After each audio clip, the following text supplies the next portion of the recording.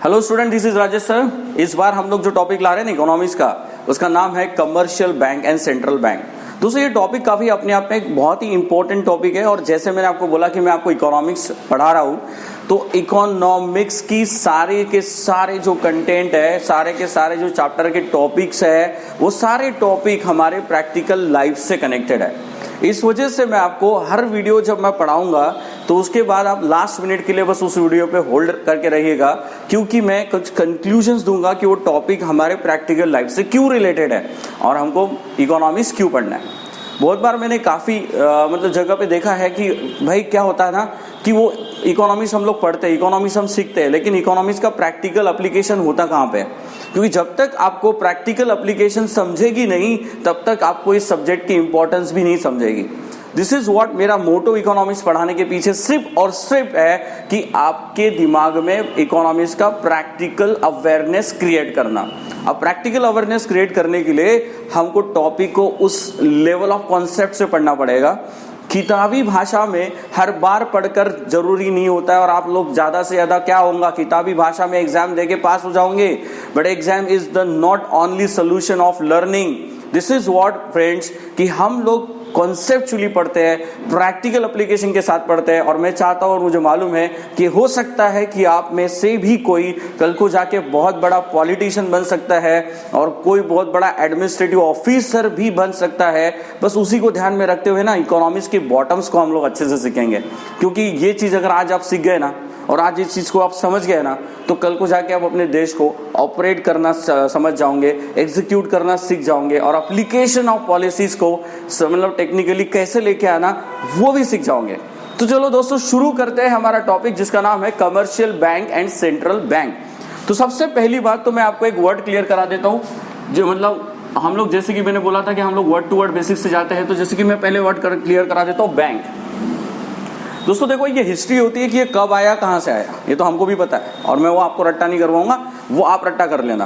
किताब में लिखा हुआ है, पहले दूसरी लाइन में आप पढ़ोगे तो बैंक वर्ड कहां से आया, क्यों आया, किसने लाया, वो नहीं, हम लोग मीनिंग पे आते हैं। Is this clear? वो लर्न आप कर लेना, वो आपके लिए मैंने छोड़ दिया। ओके, मेरी क्लास है तो लर्न नहीं करेंगे हम, रट्टा नहीं करेंगे हम लोग, हम सीखेंगे। तो बोलो दोस्तों बैंक क्या होता है, तो थोड़ा बात को समझने की कोशिश करते हैं कि बैंक का मतलब सिंपल एक ऐसी ऑर्गेनाइजेशन जो पैसे में डील करे, जो with an object of saving and lending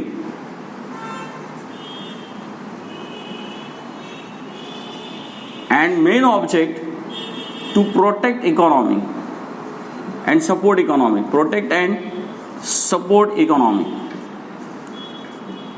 ये तो वर्ड मैंने अपने तरफ से एज अ फ्लेवर डाल दिया कि आपके इस टॉपिक के अंदर में आपको ये चीज याद रखनी है। मैंने जैसे कि बोला था मैं आपको कंक्लूजन दूंगा, बात की बात है।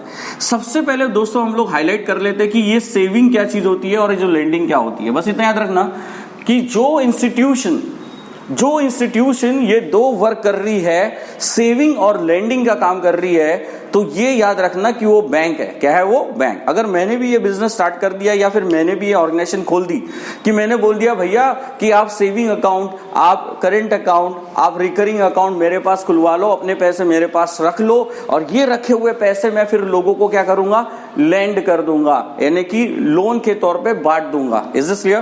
किसी को घर बनाने के लिए, किसी को कार खरीदने के लिए, किसी को और किसी पर्पस के लिए मैं क्या करूंगा बेटा, लोन प्रोवाइड करूंगा। इसका मतलब मैंने जो टास्क हैंडल किया हुआ है वो है सेविंग लेकर लोगों को लेंड करना। तो समझ जाना कि मेरी ऑर्गेनाइजेशन बैंक है। क्या है मेरी ऑर्गेनाइजेशन? बैंक। तो दोस्तों मैंने जो उदाहरण दिया ना, ये बैंक है ना, कमर्शियल बैंक वाला पैटर्न हो गया, लेकिन मैं आपको है ना बैंक का एग्जैक्ट मतलब समझाने के लिए आपको ये वाली डेफिनेशन दिया। बैंक को समझना है मतलब कि जो भी ऑर्गेनाइजेशन है वो अगर मनी में डील कर रहा है, क्या में डील कर रहा है बेटा? मनी में, तो वो डायरेक्टली एंड इनडायरेक्टली वो बैंक की तरह काम कर रहा है। अब मैंने बोला डायरेक्टली मतलब जिसका मोटो ये सेव करके लेंड करना, बैंक। दूसरा कि इनडायरेक्टली का मतलब क्या हुआ दोस्तों? Mutual fund, LIC, kind of like funny money का बैंक हो जाता है इनडायरेक्टली, क्योंकि ये पैसा लेता है तो इन्वेस्ट भी करते हैं मार्केट में, फ्लोट भी करते हैं पैसे को। तो इनको हम लोग NBFCs बोलते हैं, यानी कि नॉन बैंकिंग फाइनेंस कॉर्पोरेशन, यानी कि फाइनेंस कॉर्पोरेशन। यानी कि वो बैंक का रोल नहीं प्ले कर रहा है। जब मैं बैंक का डेफिनेशन देता हूं तो एग्जैक्टली बैंक मतलब सेविंग एंड लेंडिंग हो जाता है। यानी लोगों के पैसे जमा करना और लोगों के पैसे को लेंड करना बन गया बैंक। और जब इनका सेविंग ऑब्जेक्ट हट जाता है, यानी लेंडिंग तो हर किसी का रहता है, हर फाइनेंशियल इंस्टीट्यूशन का मेन ऑब्जेक्ट है लेंडिंग, मतलब पैसे लेंड करना और वहां से 2 रुपए ज्यादा कमा लेना ब्याज के तौर पे। दूसरों को पैसे उधार दो और उससे हम लोग क्या लेते हैं बेटा, इंटरेस्ट लेते हैं। क्या लेते हैं, इंटरेस्ट। तो ये तो ऑब्जेक्ट हर किसी का रहता है, चाहे वो बैंक हो या फिर वो फाइनेंशियल कॉर्पोरेशन हो, तो उनका मेन ऑब्जेक्ट तो लेंडिंग है ही है। लेकिन जहां सेविंग ऐड हो गया तो वो बैंक बन गई, और जहां से सेविंग हट गया तो समझ जाना वो फाइनेंशियल कॉर्पोरेशन बन गई। Is this clear? यस और नो? यस। तो दिस इज व्हाट, अब हम लोग चीज समझते हैं कि जो बैंक के डिविजन्स है वो क्या है। लेकिन वो डिविजन्स यानी कि central bank and commercial bank, वहां जाने के पहले एक और कॉन्सेप्ट मेरे साइड से सीख लेते हैं कि जब मैंने अभी थोड़ा सा डिस्कशन किया 2-4 मिनट का, इस डिस्कशन में मैंने जो वर्ड यूज किया उस वर्ड में आप लोगों ने देखा कि मैंने बोला था NBFC।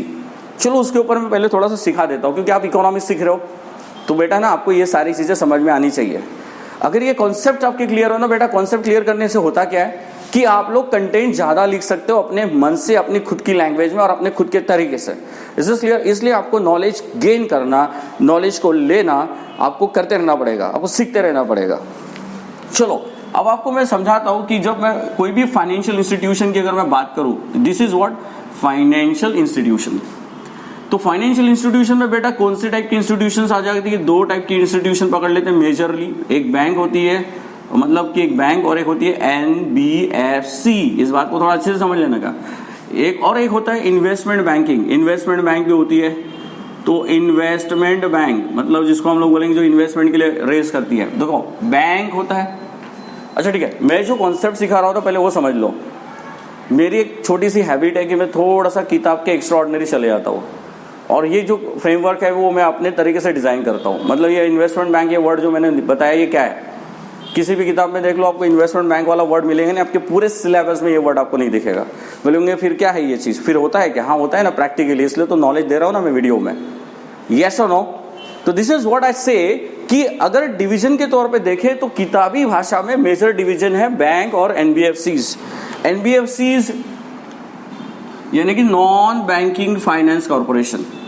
This is what bank, okay, this is what non banking finance corporation. चलो इन दोनों के पहले मैं एग्जाम्पल देता हूं तो आपको कुछ चीजें क्लियर और ज्यादा अच्छे से हो जाएगी। बेटा आप लोगों ने बैंक की अगर मैं बात करूं तो बैंक पे आप लोगों ने नाम सुने होंगे, राइट? आपने कभी ये सुना है? पहले इसको हम थोड़ा सा यहां से हटा देते हैं। तो आपने कभी ये सुना होगा SBI state bank of India, Punjab national bank, bank of Baroda, ठीक है बेटा, IndusInd bank, you know, Ujjivan bank, you know, Ujjivan bank. बेटा बहुत सारी बैंक है, ऐसे आप लोग लिस्ट है। अगर आप अपने किसी मोहल्ले से निकलो तो आपको 2-4 बैंक तो दिख ही जाएंगी, क्योंकि इंडिया के अंदर में बैंकों का एक्सपेंशन काफी फास्ट हो रहा है, यानी कि फाइनेंशियल इंस्टीट्यूशन का एक्सपेंशन काफी फास्ट हो रहा है। AU स्मॉल फाइनेंस बैंक आपने सुना होगा, है ना? ये नया लेटेस्ट बैंक, मतलब अगर बोले तो नागपुर के अंदर में फिलहाल अभी लॉन्च हुआ, मतलब कि बहुत सारे यूनिट्स खुल रहे हैं उसके, अभी देख रहा हूं मैं यहाँ पे। तो ऐसे नए नए यूनिट्स मार्केट में उतर रहे हैं जो कि बैंक का वर्क कर रहे हैं। यानी कि ये लोग क्या कर रहे हैं, तो ये लोग सिर्फ सेविंग, यानी कि लोगों से सेविंग ले रही है, और लोगों से पैसा ले रही है जिनके पास एक्स्ट्रा पैसा है, और उनका पैसा फिर ये लोग क्या करते हैं मार्केट में लेंड कर रहे हैं, यानी किसी को उधार दे रहे हैं। यानी लोगों से सेविंग लेके और यही पैसा नीडी लोगों को उधार देना, ठीक है? मैं डेफिनेशन रट्टा नहीं करवा रहा हूँ, आप लोगों को एक लैंग्वेज में समझ जाता है, मुझे मालूम है, इस वजह से किताब पढ़ के आप रट्टा कर लेना, आपके लिए मतलब पॉसिबल हो जाएगा। सेविंग करके लोगों को लेंड करना, ये बैंक का मेजर रोल होता है, इसलिए इसको हम लोग बैंक बोलते हैं। अब बेटा NBFCs क्या होता है? NBFCs मतलब नॉन बैंकिंग फाइनेंस कॉर्पोरेशन। यानी कि इसमें तो ये लोग, सिंपल सी बात है कि ये जो फंक्शन है ये हट गया। मैं किसकी बात कर रहा हूँ बेटा? सेविंग की। ये non banking finance corporation saving नाम की चीज नहीं करती, यानी कि लोगों से सेविंग्स नहीं लेती। कौन कौन सी सेविंग्स होती है? करंट अकाउंट वाली, रिकरिंग वाली और फिक्स डिपॉजिट वाली, यस और नो? तो ये सारी जो सेविंग्स होती है ना बेटा, ये सेविंग्स ये वाली बैंक नहीं लेती, यानी कि पब्लिक यहाँ पर पैसे डिपॉजिट नहीं करती। फिर से एक बार रिपीट कर देता हूँ, पब्लिक यहाँ पर पैसे डिपॉजिट नहीं करती, पब्लिक यहाँ पर पैसे डिपॉजिट नहीं करती। लेकिन हाँ, कभी कभी पब्लिक यहाँ पे पैसे डिपॉजिट करती। बात को सुनो, नॉलेज दे रहा हूँ। ये लोग स्कीम निकालते हैं, यानी ये सेविंग डिपॉजिट अकाउंट वगैरह नहीं, ये लोग स्कीम निकालते हैं जैसे कि नॉन कन्वर्टेबल डिबेंचर इशू कर देंगे ये लोग, राइट, या कुछ जैसे मतलब फंड स्कीम निकाल देंगे, तो जहां पे पब्लिक को ऑफर कर सकते हैं और लोगों को सर्टिफिकेट बेचकर उनसे पैसे इकट्ठा कर सकते हैं। तो इसको हम लोग सेविंग नहीं बोलते, इसको हम लोग सीधा बोलते हैं बोरोइंग करना, मतलब बैंक भी बोरोइंग कर रही है और वो पैसे को फिर दूसरों को लेंड कर रही है। आपसे लेगी 8% से 6% से, लोगों को देगी 14-15% से। इस इज क्लियर, मतलब बैंक का वहां पे एनबीएफसी का क्या हो रहा है बेटा, प्रॉफिट हो रहा है। क्या हो रहा है, प्रॉफिट। ओके, तो एनबीएफसीज क्या होती है, तो एनबीएफसीज के अंदर मैं कुछ उदाहरण देता हूं। मैं नॉन बैंकिंग फाइनेंस कॉर्पोरेशन की अगर हम बात करें तो एलआईसी, मैंने एलआईसी हाउसिंग फाइनेंस सुना होगा, मैंने एलआईसी पॉलिसी नहीं बोला बेटा, एलआईसी हाउसिंग फाइनेंस सुना होगा आप लोगों ने, इंडिया बुल्स फाइनेंस सुना होगा आप लोगों ने, इंडिया बुल्स फाइनेंस,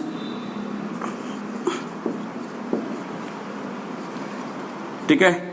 उसके बाद आप लोगों ने सुना होगा एचडीएफसी। सर दोस्तों एचडीएफसी, मैंने एचडीएफसी बैंक वर्ड नहीं लिखा क्योंकि दो टाइप की ऑर्गेनाइजेशन है एचडीएफसी की, एक एचडीएफसी बैंक वर्ड है और एक ओनली एचडीएफसी है। जरा बड़ी बात पे फोकस करिए, गूगल सर्च कर लीजिएगा, ठीक है। एक एचडीएफसी एक है और एचडीएफसी बैंक अलग है, मतलब दो अलग अलग यूनिट है। स्टॉक मार्केट में आप जाएंगे ना तो दोनों के शेयर्स अलग है, एचडीएफसी के शेयर्स अलग है और एचडीएफसी बैंक के अलग है।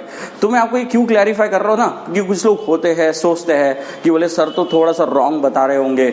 नो दोस्तों, नॉलेज है, प्रैक्टिकल बातें हैं, आपको सिखाना मेरा काम है, इसलिए ये सारी चीजें मैं आपको एक्स्ट्रा ऑर्डिनरी बता रहा हूं जो आपके किताब में शायद होगी, लेकिन जहां तक किताब मैं जानता हूं तो ये कॉन्सेप्ट थोड़े से है, मैं थोड़ा ऊपर का बता रहा हूं। अगर यहां 3 है तो मैं 40 बता रहा हूं, लाइक काइंड ऑफ। ओके, तो दोस्तों इंडिया बुल्स फाइनेंस हो गया, ये हो गया एचडीएफसी बैंक होगा, समझ में आ गया। और उसके बाद आईडीएफसी फर्स्ट, ये भी एक फाइनेंस कॉर्पोरेशन है। उसके बाद जेमिनी फाइनेंस है, एल&टी फाइनेंस है, लार्सन एंड टुब्रो। तो दोस्तों इस तरीके से ये फाइनेंस ऑर्गेनाइजेशंस हमारी है, क्या करती है, ये लोग भी इकोनॉमी में पैसा फ्लोट करती है, राइट। और मेजर बात है कि आपके सिलेबस के अंदर मतलब अभी जो हम लोग चैप्टर पढ़ रहे हैं तो उसमें एनबीएफसीज नहीं पढ़ रहे हैं हम लोग। सबसे बड़ी दुखद घटना यही है कि जब वो लोग बैंक के बारे में देते हैं तो इन्होंने चैप्टर का नाम है ना सिर्फ बैंक रखना चाहिए था और फिर उसके बाद एनबीएफसी का थोड़ा सा नॉलेज डाल देना चाहिए था, लेकिन सिलेबस में क्या कर दिया, आपको रिस्ट्रिक्ट कर दिया। और आप लोग फिर क्या होते हैं, सीखते हो तो आप लोगों को सिर्फ इतना पता होता है, अरे यार एक बैंक होती है, सेंट्रल बैंक होती है और एक बैंक होती है पीएनबी जैसी, बस हो गया। ये सेगमेंट आपको किताबों में सिखाया ही नहीं जाता। यानी कि 12 के बाद अगर आप लोग जब ग्रेजुएशन लेवल पे पहुंचते हो तब जाके वो पोर्शन वहां पे आपको आता है, वो भी सिर्फ एक पैराग्राफ में थ्योरेटिकल पैटर्न में, बस कहीं तो भी एक पेज में खत्म हो जाता है या 1.5 पेज में खत्म हो जाता है, राइट।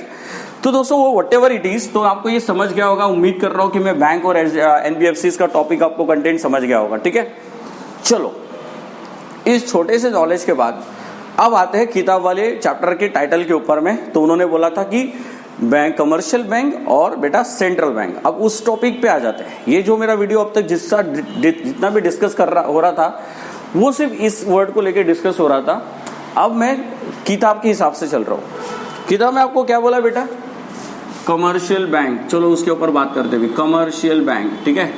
कमर्शियल बैंक क्या होता है बेटा, commercial bank and central bank, ठीक है ना। चलो उसके ऊपर बात करते हैं, कमर्शियल एंड सेंट्रल बैंक, ठीक है। कमर्शियल बैंक कुछ जब मैं बोलता हूं कमर्शियल, जरा वर्डिंग पे जाओ, कमर्शियल क्यों इसको कमर्शियल बोला। कमर्शियल वर्ड हर उस यूनिट के साथ जुड़ सकता है या जोड़ सकते हैं जो व्यापार करता है। क्या करता है, व्यापार मतलब एक सीधा होता है कि जब मैंने बिजनेस बोल दिया या कमर्शियलाइज एक्टिविटी बोल दिया तो just try and understand the profit earning और प्रॉफिट मेकिंग एक्टिविटी।